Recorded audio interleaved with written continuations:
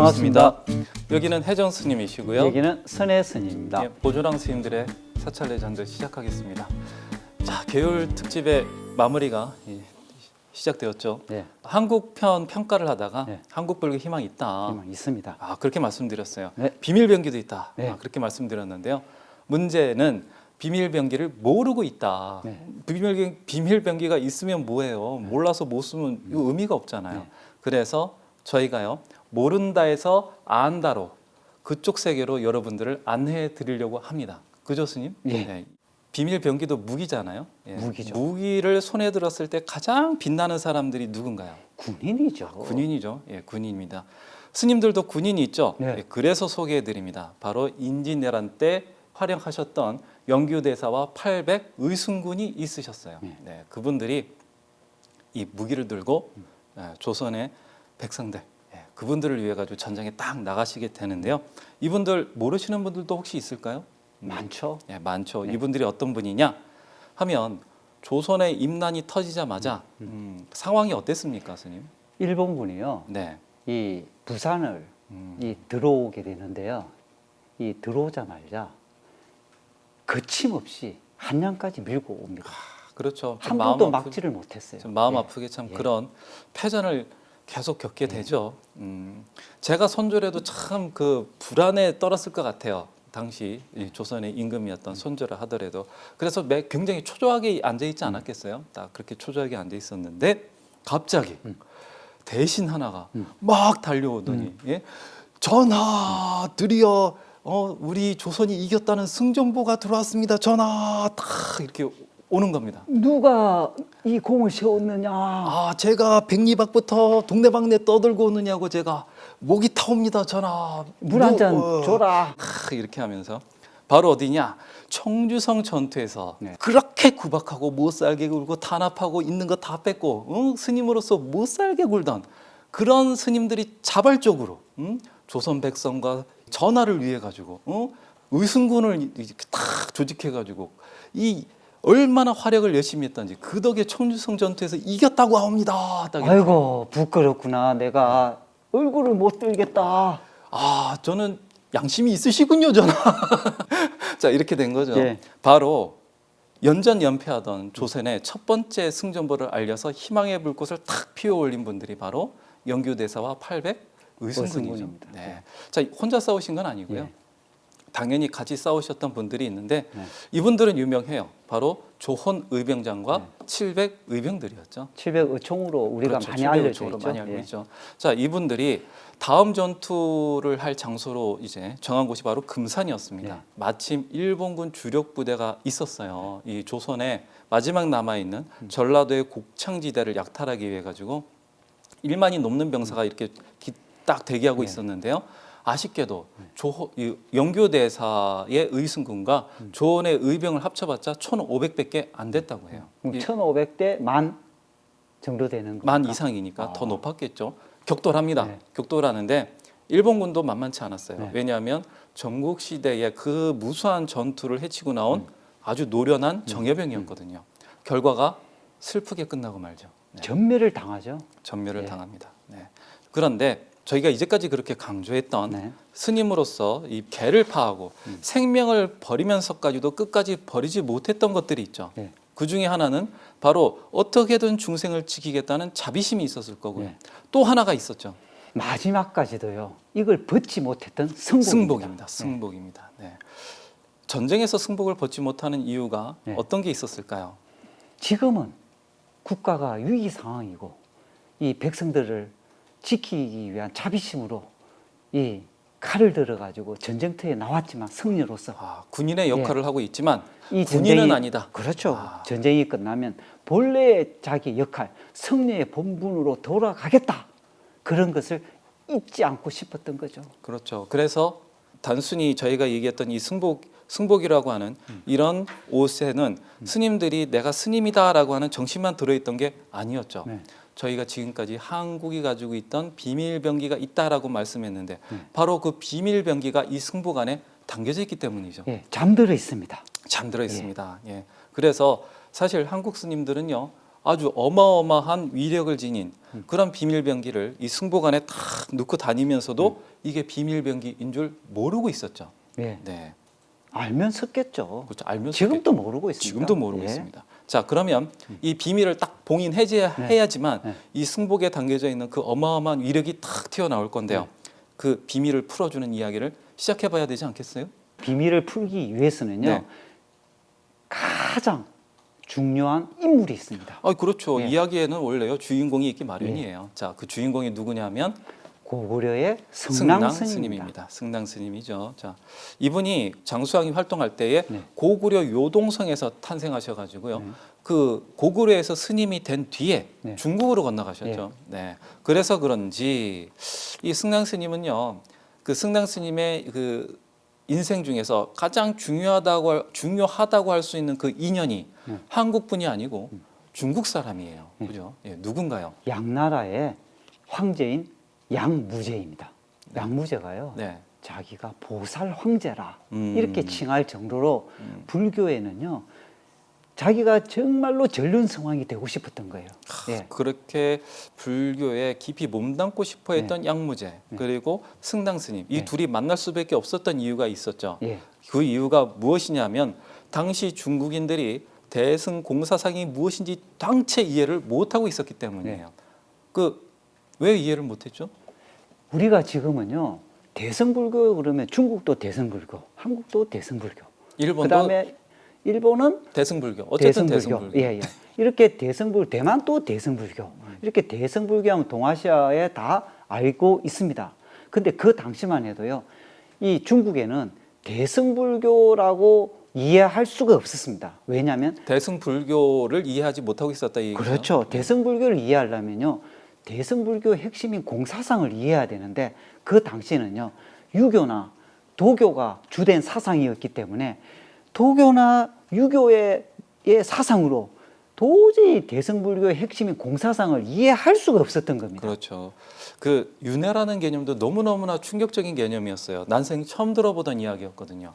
근데 유도 아니고 무도 아니고 아니 있으면 있는 거고 없으면 없는 거지. 네. 이건 유도 아니고 무도 아닌데 또 유이기도 하고 무이기도 한 그런 거다라고 하니까 이 도대체 이건 무슨 소린지 그랬던 거죠, 스님. 사실 지금도요. 네. 그렇게 얘기하면 모릅니다. 그렇죠. 못 알아듣죠. 네. 야, 네. 그래서 이해할 수 없었던 공사상 대승 공사상 대신에 네. 대승사상 대신에 중국에는 어떤 불교가 유행하기 시작하나요? 대승불교가 이해가 안 됐으면요. 그 당시에 불교는 소승불교밖에 없었어요. 그렇죠. 네. 그때 이제 저희가 상자부 불교를 폄하하는 게 아니고요. 이때 시절에는 대승 그 반대는 소승 다 이렇게 불렀으니까요. 관습적으로.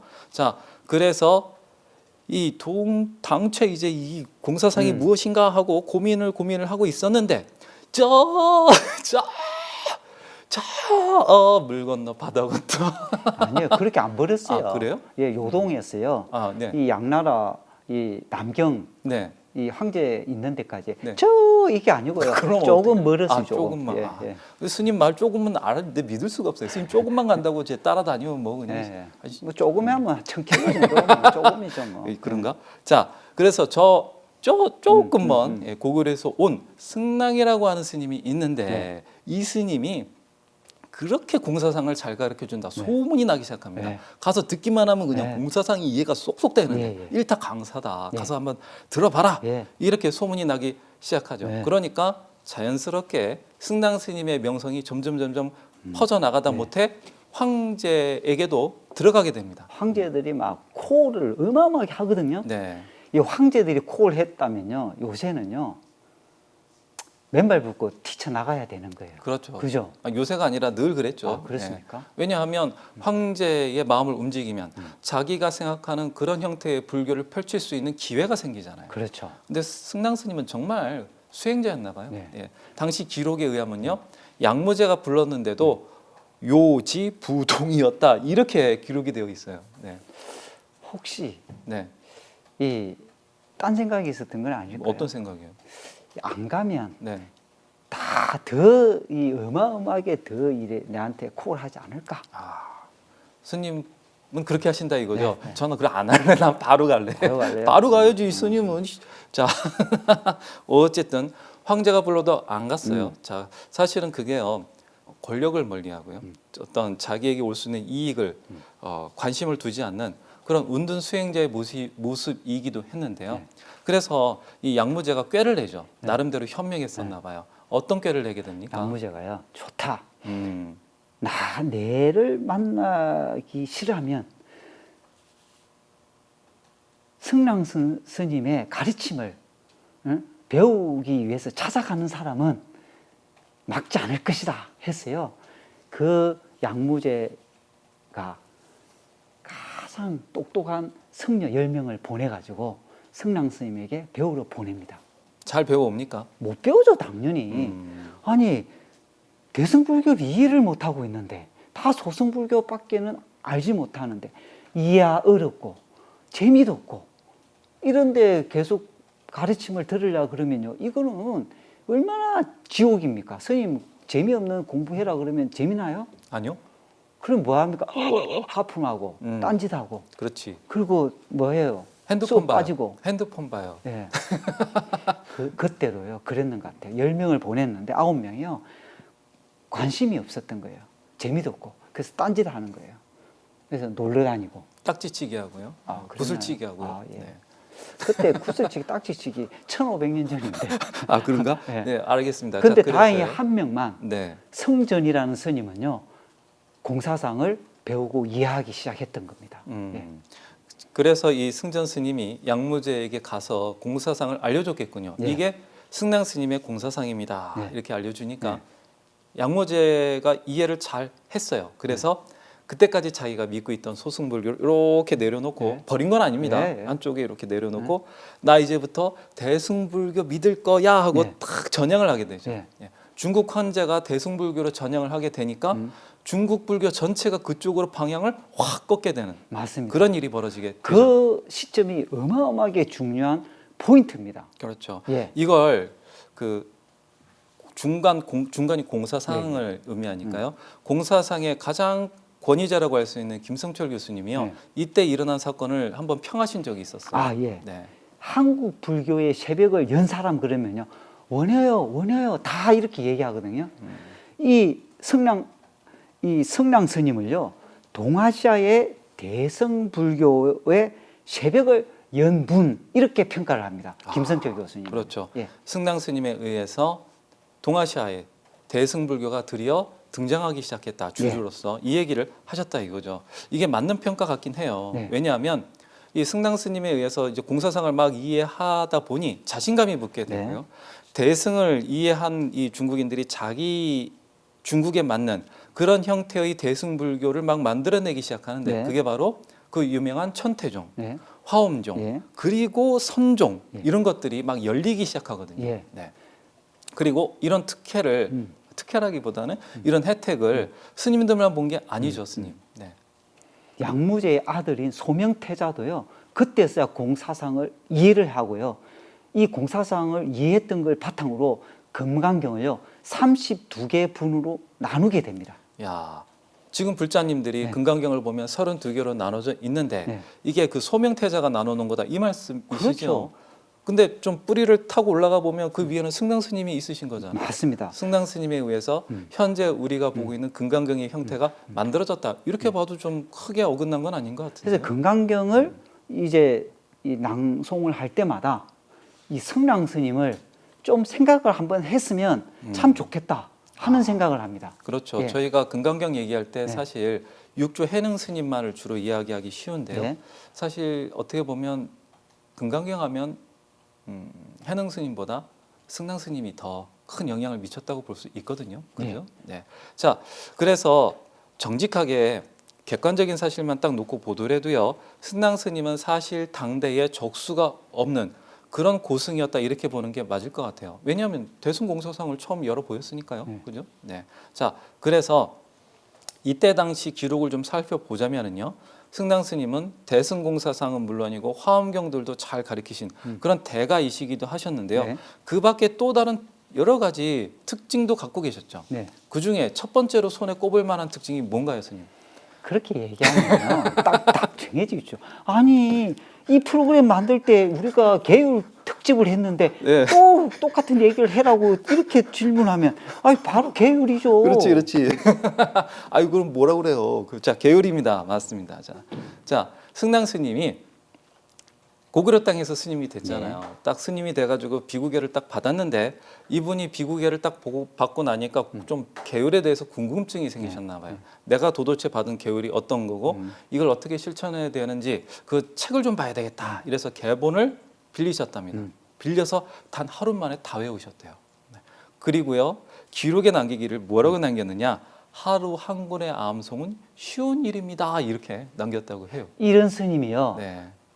나오면요 큰일 나요. 우리 같은 스님들은요 10년이 지나고 20년이 지나도 경전을 하나를 통으로 이어본 거 있냐 이러면요 없는데. 아 부끄럽잖아요. 근데 하루에 한 권씩이면 1년에 365권을 경전을 암기를 하는데 네. 우리 보고 어떻게 하라는 거예요. 그렇지. 왜 망신이잖아요. 그러니까요. 그렇죠? 이런 스님은요 네. 많이 나오면 나올수록요 네. 정말 곤란합니다. 그렇죠. 예. 불교는 꽃을 피겠지만 예. 예, 저희 같은 네. 이런 좀 근기 약한 스님들은 얼굴이 빨개질 예, 것이다. 예, 예. 자, 그래서요 승당 스님께서 이 계본이 머릿속에 딱 들어가 계셨나 봐요. 네. 근데 기계적으로 외운 거하고요 이것을 잘 이해해가지고 실천하고 또 남에게 가르쳐주고 이런 거는 완전히 다른 차원의 이야기잖아요. 그렇죠. 승당 스님께서는요 율장을 아주 잘 강설할 수 있는 그런 실력을 갖추셔가지고요 사람들한테 막 가르쳐 주셨답니다. 네. 현대에 와서 이렇게 율장을 가르쳐 주는 분을 우리 뭐라고 부르죠? 율사. 율사라고 네. 부르죠. 우리 진표 율사, 동아시아를 대표하는 최고의 율사, 진표 율사. 네, 예. 이렇게 부르는데 이때 당시 승당 스님을 율사라고 표현 안 한 이유가 있을 텐데 너무 뭐였을까요? 쉬워요. 그 당시는요 율사라는 말을 끊을 수가 없었던 거예요. 왜? 율사, 강사, 선사 이런 것이 안 나가는 시대예요. 아, 그런 구분이라고 하는 개념이 아직 형성되기엔 좀 이른 시기였을 것이다. 한참 지나고 난 뒤에서야 하음도 등장하고 선도 등장하고요. 그 다음에 또 우리가 얘기하는 계율도 자리 잡는 걸 보면요. 그때는 그냥 이 정도면요 최고의 율사라고 얘기해야 되는 겁니다. 그렇죠. 예. 할만하죠. 예. 율장을 강설한다는 건 자기가 실천 안 하는 사람이 남한테 율을 가르쳐 줄 수 있나요? 없죠. 자, 계율을 잘 이렇게 이야기하신 분이 승당 스님이셨는데요. 또 이런 고승이 계율을 또 이렇게 열심히 잘 실천하고 가르치면 꼭 드러내는 특징이 있죠. 제가 누누이 얘기했지 않습니까? 네. 최고의 고성, 계율- 최고의 서성 두 계율- 가지 조건이 있다고 했죠. 첫 번째는 계율 얘기를 해야 된다. 두 번째, 생명을 지키고 보호하는 자비심이 나와야 된다. 이거 안 넣으면요, 성당 스님도 오늘 사찰 레전드에 등장 못합니다. 그렇죠. 예. 생명을 사랑하는 계율에 있어서 가장 핵심인 생명에 관련된 예. 어떤 자비심을 보이셨다. 예. 이렇게 봐야 되는데요. 그런 일화가 있어요. 당시 중국인들이 승당 스님의 이 일화를 보고 얼마나 놀래고 신비하고 네. 희한하게 여겼던지 네. 그 기록하기 힘든 그런 시기에 이걸 기록으로 남겨놨습니다. 네. 어떤 일이었죠? 네. 성령 스님이요. 네. 이 지내는 방에 방문을 쫙 아침에 기상을 하고 예불을 하러 가려고 문을 딱 열면요. 네. 성령 스님이 한 발자국을 딱 D자 뒤에서 온갖 축생들이요. 개니, 거인이, 닭이니, 오리니 막 다람, 같이 뭐 나오는 거예요. 그럼 다음에 뭐 했다는 거예요? 다람쥐도 있네요. 다람쥐. 다람쥐 축생 아니잖아요. 다람쥐 축생이죠. 왜 다람쥐, 생쥐, 시궁창쥐. 축생을 할게요. 알았어요. 네. 이 같이 밤새도록 같이 자고 생활을 같이 했다는 거 아니에요. 와. 그래서 문 열자 같이 등장을 하는 거예요. 네. 네. 같이 따라 나오고 네. 또 주무시러 들어가실 때는 그러면요. 네. 스님 나도 자러 갈래요 하고 다 같이 들어가는데요. 문제는요. 네. 스님이 딱 눕자 각각의 종류별로 많은 이 동물들이요. 전부 다 소리 하나 안 질렀다는 거예요. 무건을 했군요. 왜? 아니 이게 강아지나 오리, 닭, 거위가 네. 각각 다른 종이잖아요. 네. 뭐 소리를 내도 다 말이 틀리잖아요. 네, 멍멍멍하고 어떤 네. 건 짹짹짹 했을 네, 텐데 어떻게 똑같이 동시에 이렇게 약속을 한결같이 지킬 수 이렇게 스님을 위해서 우리 조용히 하자 하는 행동을 할 수가 있었나요? 사람이나 동물이나요 서로 통하는 게 하나 있습니다. 네, 바로 불성이라고 하는데요. 네, 다른 쉽게 얘기하면 자비심이죠. 스님이 아. 동물에 사랑하고 아끼고 보호하고 이렇게 해주는 마음이요. 진심이 예, 네. 다 전달됐던 거예요. 음. 그래서 이 동물들조차도요. 스님한테 이런 마음을 드러내야 되는데 뭐로 드러내겠습니까? 스님을 불편하지 않도록 해야 된다. 스님을 편안하게 주무시도록 해야 된다. 이것을요 서로 짠 것처럼 그렇게 했기 때문에 서로가 조용했던 겁니다. 네. 맞는 말씀인 것 네. 같아요. 우리 수행을 하지 않는 그냥 탐진치의 얼룩진 마음을 가진 사람들조차도요. 어떤 동물에게 진심을 다하면 네. 동물들이 그거 알아주잖아요. 맞습니다. 네, 그렇죠. 그런데 승랑 스님처럼 탐진치가 맑게 닦인 분이 내는 진심은 또 얼마나 강하게 예. 동물들에게 이렇게 전달이 되었을까 네. 생각하면 네. 이야기가 맞는 것 같아요. 자, 이런 이 승랑 스님의 이런 일화가 중국인들에게도 굉장히 특이하게 보여서 기록으로 남겼는데 이때 당시에 이렇게 생명을 함께 보호하고 함께 사는 모습이 아주 희귀했다 이 얘기죠. 네. 중국 사회에서는요 이해가 안 됐던 그렇죠. 거죠. 예. 네. 그뿐만 아니라 중국인들이 승랑 스님하면 당체 이건 이해가 안 된다. 너무 희한하다. 했던 게 또 하나 있죠. 네. 네. 그게 승양 스님이요 고구려에서 이 중국 땅으로 들어왔을 때요 입고 온 승복이 있었던 겁니다. 이걸 도저히 이해를 못했다는 거죠. 그렇죠. 예. 이 승복이 고구려에서 스님이 됐기 때문에 그때부터 입고 들어온 건데 네. 당시 인도에서 들어오는 승복의 색깔은 황희 황색이었죠. 근데 승복. 근데 계율을 잘 지키던 승랑 스님의 이 승복은 계율에 잘 맞기는 하는데 네. 색이 좀 달랐던 거예요. 네. 네. 너무 색깔이 틀리고 너무 그동안 알고 있던 색깔하고 너무 이질적이라 보니까 중국인들은 이렇게 특별한 색깔은 청이라 부르자. 그렇죠. 이래가 청이라고 불렀답니다. 그래서 승랑 스님이 입고 있는 그 특이한 승복을 네. 부르기를 저 승복은 청이라고 합시다 해서 청이라고 부르기 시작했다. 청이가요. 풀을 청자 옷의 이래가지고요. 풀은 의복으로 들릴 수도 있습니다. 그렇죠. 예. 자, 어쨌든 그런 청이라고 지칭되는 승복만을 입고 계시던 승랑 스님이신데요. 네. 승랑 스님이 황의를 안 입고 이 고구려에서부터 입고 온 이 옷을 절대 벗지 않으셨다고 하죠. 네. 평생 동안. 그러니까 활동은 중국에서 하셨을지언정 승랑 스님은 이 고구려에서부터 입고 온 이 승복을 자신의 정체성으로 삼았다. 이렇게 봐도 좋을 것 같아요. 네. 네. 자, 그런데요. 재밌는 일이 일어나기 시작하죠. 승랑 스님이 끝끝내 이 청이라고 불리우는 승복을 안 벗고 계속 입고 다니시니까 그 승랑 스님의 대승 공사상을 배워가지고 너무 감동한 그 제자들이 스승을 따라서 똑같이 그 청이라고 불리우는 복장을 하고 다니기 시작하죠. 네. 그래서 이런 분들을 다 뭐라고 불렀느냐면요. 청이가풍 또 청이학통 이렇게 불렀습니다. 그렇죠. 왜냐하면 제자들이 점점 늘어날 거 아닙니까? 그죠? 승랑 스님의 가르침을 배우고 따르고 실천하는 제자들이 점점 늘어나는데 아니 이 제자들이 황색 옷은 안 입고 아니 승랑 스님을 존경한답시고 그 청이라고 불리는 옷을 다 입으니 눈에 확 띌 거 아닙니까? 너무 띄죠. 그래서 이 스님들은 뭐냐 하면 바로 승랑 스님의 공사상을 우리는 배웠다. 네. 그리고 실천한다. 네. 그걸로 난 우린 대승보살도의 길을 갈 거다. 네. 이런 정신을 승랑 스님이 입고 다니던 그런 승복의 형태로 표현한 거죠. 네. 그런 스님들의 대표적인 사람들이 바로 첫 번째 제자가 되었던 성전. 그리고 범당 스님도 있고요. 네. 또 삼론종 이론을 집대성하신 길장 스님, 그렇죠. 예. 길장 스님도 있고 일본 불교의 삼론종이라고 하는 것을 처음 열어 보이신 고구려 해관 스님도 있고 예. 이런 분들이 있잖아요. 네. 맞습니다. 이 중국에는요. 네. 이렇게 성복의 색깔이 두 개로 나눠지게 되는데요. 이때부터 나눠지게 됐답니다. 그래서 네. 지금도요. 네. 중국이 됐든 대만이 됐든 이 불교에서의 스님들이 입는 이 승복은요 두 가지 색깔로 나눠지게 되었죠. 네. 하나는 당연히 황색일 거고요. 또 하나는 청이라고 불리우는 이 복색인데 이 청이라고 불리우는 이 복색의 색깔이 직접 가서 보게 되면 어떤 색입니까? 청이가요. 바로 회색 승복입니다. 그렇죠.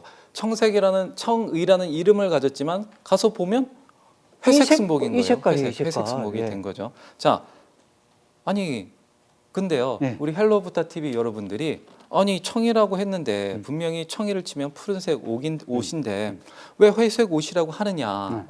아니 이거 좀 보조랑 스님들이 잘못하신 거 아니냐? 이럴 분들도 계시겠죠, 스님. 당연하죠, 스님. 네. 푸를 청하고요, 이 회색하고 어떻게 결이 똑같아요? 당연히 결이 틀리니까 질 의문을 가지는 것은 정상이죠. 정상이죠.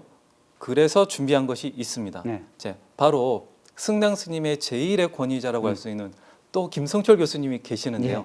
이분의 인터뷰가 있죠. 이분의 인터뷰를 한번 들어보시죠. 들어보겠습니다. 네.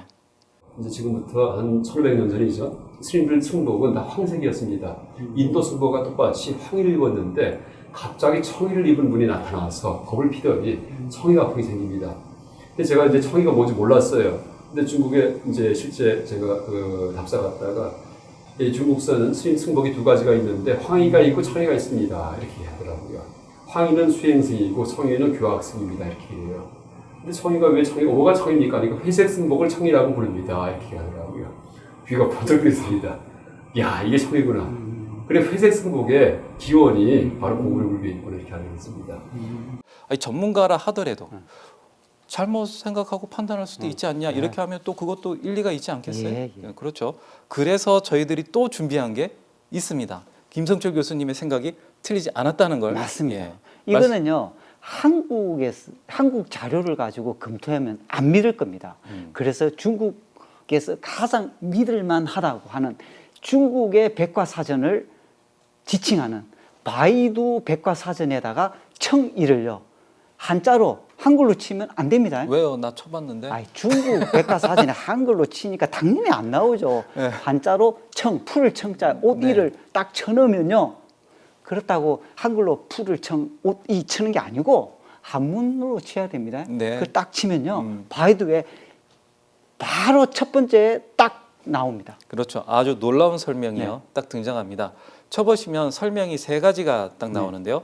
가장 첫 번째니까 그게 대표적인 예, 의미겠죠. 뭐라고 나오느냐? 흑색 계통의 옷 이렇게 나옵니다. 그 흑색 계통이니까요. 먹물 계통의 옷이죠. 이 예. 회색인 거, 회색. 검은색이 물이 빠지면 회색이 되니까요. 자, 그래서 중국인들이요. 굳이 자기들이 관습적으로 불렀던 회색 옷을 청이라고 불렸던 이 회색 옷을 굳이 회색 옷이라고 고쳐 부를 이유가 없었던 없죠. 거예요. 원래 이 회색 옷을 그냥 청이라고 불렸으니까요. 황색 옷하고 다른 색깔의 옷 이렇게 스님. 네. 1500년 전에요. 네. 다, 이거는 청이가 회색 성복을 그냥 청이라고 불러왔던 거예요. 1500년 전에. 그렇죠. 그런데 이걸 굳이 회색이라고 말할 필요 있어요. 처음부터 청이가요. 한자로는 청이는요, 너무 이게 차별이 나서 황색에 차별 난다 해서 황색에 반대되는 이름으로 청이를 했는데 이것이 오래 가고 사람들이 모르다 보니까요, 이름만 남고 요 내용 속 빠진 거예요. 관습적인 거. 그런데 중국에서는요, 이 관습적인 내용조차도요 다 알고 있다는 거예요. 다 알고 있다는 그렇죠. 거예요. 아니, 우리만 몰라요. 우리만. 중국인들이야 자기들이 쓰는 관습적인 용어니까 그랬죠. 자, 그래서 사실 비밀 하나가 풀렸죠. 풀렸죠. 무엇이냐? 바로 한국 스님들이 입고 다니는 이 승복의 색깔은 회색이고 이게 중국에서 만들어진 게 아니라 본래 한국이 가지고 있던 승복의 색깔이었고 이 색깔에는 무엇이 담겨져 있다? 승당 스님의 대승공사상이 담겨져 있다. 그리고 대승공사상은 뭐죠, 스님? 바로 보살도입니다. 예. 회색 승복 안에는 보살도의 정신이라고 하는 강력한 힘이 들어가 있다. 네. 그것을 애시당초 중국인들이 따라 입기 시작한 것이니까요. 근데 이런- 스님이 한국 스님들이 입고 있는 이 회색이라고 했는데요. 한국 스님뿐만 아니라요, 중국에도 있고요, 대만에도 있고요. 이 회색의 형태는 동아시아에서 지금도 많이 입고 있습니다. 그러네요. 왜? 심지어는 일본에서도 더 강렬하긴 하지만 검정색 옷으로 이것을 네. 상징하고 있잖아요. 네. 자, 비밀 하나는 풀렸습니다만 비밀이 한 가지 더 풀려야 완벽하게 이 비밀 병기라고 할 수 있는 본래의 모습이 딱 드러날 텐데요. 자, 옷이요. 색깔만 있나요?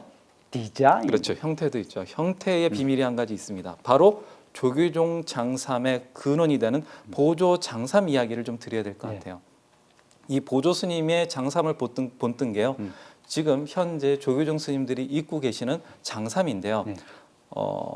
이게 이 장삼의 정신이 담길 수밖에 없었던 그런 인과가 또 있죠. 있습니다. 네. 바로 일제 시대 때 사건 때문에 그런데요. 어떤 거였는지요? 1941년 3월입니다. 네. 일제의 식민지 탄압이 아주 극심할 때입니다. 그때 대부분은요, 이 성녀들은요, 대처성이었습니다. 근데 아주 일부는요, 청정 비구 스님이 있었습니다. 이 청정한 비구 스님들은요, 이 식민지 탄압에 이 한국 불교가 이 식민지 탄압을 극복할 수 있는 이 정신이 살려야 된다. 이렇게 해서 유교대회라는 것을 열게 됩니다. 이때 유교는 뭐 공자 맹자할 때 그 유교가 아니고요. 부처님이 남기신 가르침을 의미하는 그런 유교입니다. 예. 네. 그러니까 부처님 가르침을 충실히 따르는 그러한 법회다. 예. 이렇게 보시면 돼요. 이런 법회에 그 정신을 이렇게 상징할 수 있는 걸 해야 되겠는데, 그때 보통 큰 법회를 하면 신도들이 이 스님들께 이 성복을 공양하는 전통이 있었다 합니다. 그래서 이 정신에 걸맞게 어떤 성복의 정신을 만들었으면 좋겠나 할 때 그 정신의 토래를 보조 스님의 장삼에서 찾았다고 합니다. 그렇죠. 그 유교 대회를 상징하는 옷으로 만들어진 게 보조 장삼을 본뜬 예. 장삼이 된 거죠. 예. 쉽게 그러면 그냥 보조 장삼을 입게 된 거죠. 예. 청정 스님들이. 예. 그래서 이 유교 대회의 특징 중에 하나가 바로 청정한 비구 스님들만 참석할 수 있었고 예. 대처 스님들은 참석할 수 없었다. 없었다. 그래서 보조 장삼을 입으면 청정한 비구다. 아니면 대처다. 그렇죠. 간단합니다. 그러니까 보조 장삼 안에 뭐가 들어 있었느냐? 청정한 비구 스님으로서의 계율이 그 안에 담겨져 예. 있고요. 당연하게도 보조 스님께서 말씀하신 정해결사의 정신도 담겨져 있다. 예. 이렇게 말씀드릴 수 맞습니다. 있어요. 그러니까 보조 장삼에는 개, 정, 해가 해. 다 들어가 있는 거죠. 그렇네요. 이게 지금에 이르러서 이런 인과에 의해 가지고 지금도 보조 장삼을 입고 있는데요. 보조 장삼을 근원으로 하고 있는 장삼을 입고 네. 있는데요. 그 디자인에 있어서 구체적인 내용도 좀 말씀해 주시죠. 이 장삼을요, 이렇게 쫙 올리면요, 이 장삼에 이렇게 소매가 아주 길지 않습니까? 이 소매에는요, 열십자, 열십자 모양으로 이렇게 이 바느질이 되어 있습니다. 앞에도 열십자가 되어 있고, 이 뒤쪽에도 열십자가 되어 있고요. 양쪽에 다 이렇게 되어 있거든요. 이 열십자가요, 시방삼세를 표현하는 거고요. 그리고 장삼에는 주름이 있습니다. 10개, 주름. 10개면 20 아니에요? 40이지 그렇게 아, 그런가? 계산합니다. 40이잖아요, 40. 그러니까 네. 앞에만 보면 네. 열십, 이쪽도 열십. 네. 그냥 이 아, 그래 40이라 44방, 사방, 시방. 팔방. 아, 응? 네. 이 주름도 있거든요. 네. 장삼에 스님들 이렇게 장삼 보면요, 주름이 이렇게 있는데 그 주름이 개수가요 10개입니다. 10개. 이거는요 8정도, 부처님의 가르침의 핵심인 개정해가요 8정도로 표현한 거거든요. 그러면 이 장삼을요 입고 다니고 펼치기만 하면 개정의 사막이 8정도 형태로 드러나고, 예? 그게 성랑 스님의 대성보살도가 시방 이 세계에 옷에 마음껏 이렇게 펼쳐지는 것이 이 장삼 속에 담겨 있는 비밀이었던 겁니다. 아, 그렇죠. 네. 비밀 두 개가 다 네. 풀렸죠, 스님. 예. 풀렸습니다. 이 두 가지의 비밀을 네. 우리는 지금 여러분들에게 한번 보여드린 건데요. 색이면 색, 네. 형태면 형태. 색은 승당 스님께서 가르쳐 주신 공사상이 담겨져 있는 예. 그런 대승보살도고, 이 장삼이라고 하는 형태는 이 청정한 비구 스님들이 보조장삼에 담겨져 있던 그런 개정해의 정신을 담은 그런 정예결사의 마음을 이렇게 표현하고 있다. 이렇게 보면 될 것 같아요. 맞습니다. 자, 쉽게 지나칠 수 있는 승복에 사실은 이런 깊은 인과가 모여 있는 건데요. 이 인과를 만드는 분들이 바로 피와 땀을 쏟으면서 쓰러졌던 800의승군들, 망신참으로 온몸이 떨어져 나가면서 피를 흘리셨던 진표일사 스님, 그 밖에도 승랑 스님, 오뇨 스님, 의상 스님 할 것 없이 헤아릴 수 없는 많은 고승들이 이 한국 스님들이 입었던 회색 승복을 입고 법을 펼치셨고요. 네. 또 그 법을 전했던 거 아니겠습니까? 맞습니다. 그 인과물을 지금도 우리 한국 스님들이 입고 계시는데요. 이 승복 안에 담겨져 있는 이런 어마어마한 정신의 힘을 딱 펼쳐내서 펼치기만 하면 저희가 경전에서만 보기만 했던 그런 불보살님들이 막 쏟아져 나오지 않겠어요? 그렇죠. 네. 그런데 안타깝게도 네. 이 비밀 병기를요 모르다 보니까 이 옷을 입고 다니면서도 이 비밀 병기를 설 수가 없었던 거예요. 그렇죠. 네. 네. 자, 그런데 스님 항상 강조하시는 게 있잖아요. 네. 인과는 한치의 오차도 없다. 승복에 담겨 있는 이런 위대한 정신이라고 하는 인과도 언젠가는 반드시 펼쳐진다. 그렇죠. 서여 선생님께서는 그걸 무궁화로 표현하셨죠, 스님. 네. 자, 그런 의미에서요, 스님. 저희들은요 더 열심히 네. 보살도를 위해서 노력해야 되지 않을까 그런 생각이 듭니다. 당연하죠, 스님. 네. 8,000km 할래요? 4,000km 삼보 일보를 할래요? 보조랑 열심히 해갖고 이 우리 보살도를 이걸로 하는 게 낫겠습니까?